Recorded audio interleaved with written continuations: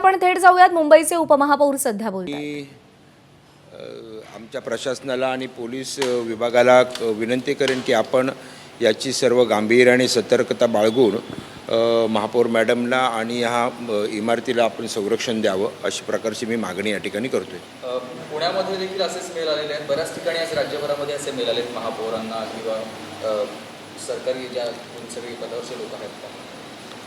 निश्चितच चिंतेची बाब आहे अशा प्रकारचं अनेक ठिकाणी मेल VIP ना मेल येणं, याची सरकारनं आणि गृह खात्याने देखील गांभीर्याने चौकशी करून हे ज्यांनी कोणी मेल पाठवले असेल किंवा ज्यांनी कोणी ही हरकत केलेली असेल त्यांना त्वरित पकडून त्यांच्यावरती कारवाई करायला पाहिजे आणि ही बाब गंभीर समजून संबंधित VIP ज्यांना या ठिकाणी हे मेल आलेले आहेत, धमकीचे फोन आलेले आहेत, त्यांना आपण चांगलं प्रोटेक्शन द्यायला पाहिजे।